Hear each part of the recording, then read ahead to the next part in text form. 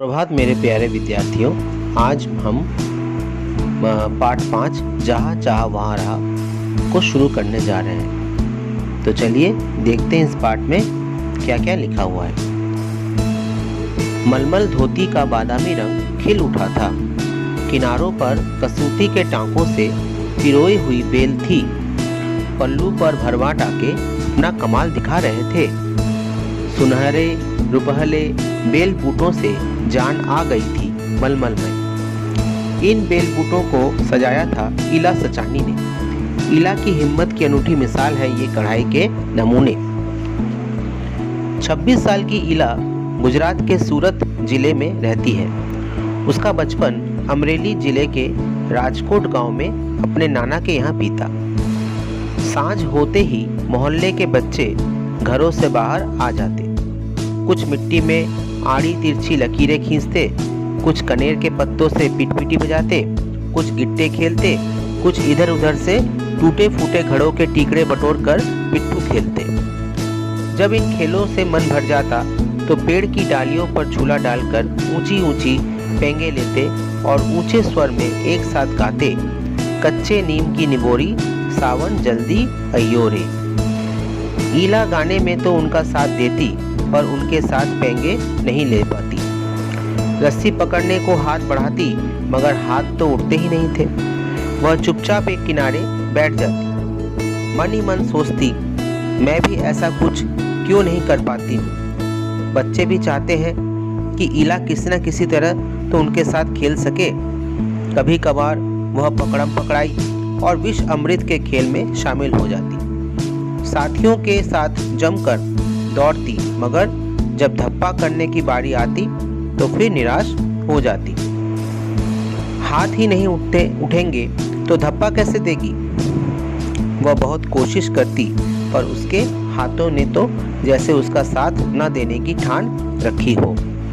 ईला ने अपने हाथों की इस जिद को एक चुनौती माना। तो बच्चों, आज हम इस पाठ को पढ़ रहे हैं जिस पाठ का नाम है जहाँ चाह वहाँ रहा।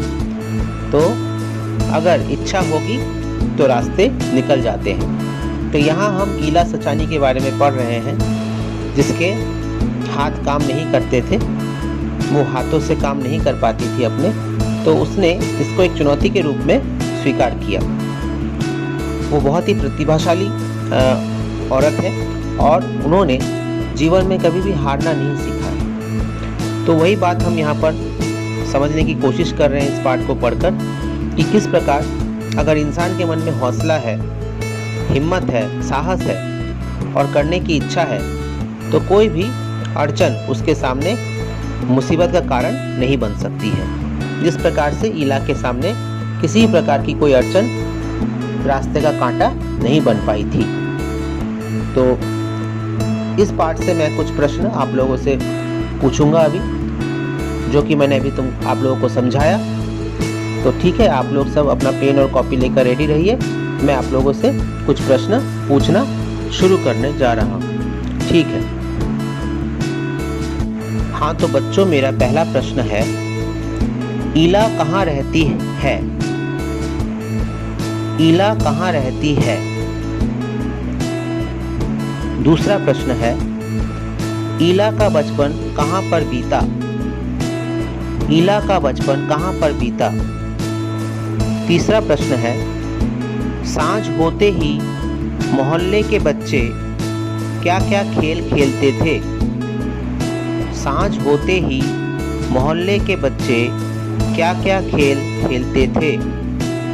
चौथा प्रश्न है, पेड़ की डालियों पर झूला डालकर बच्चे क्या गाना गाते थे?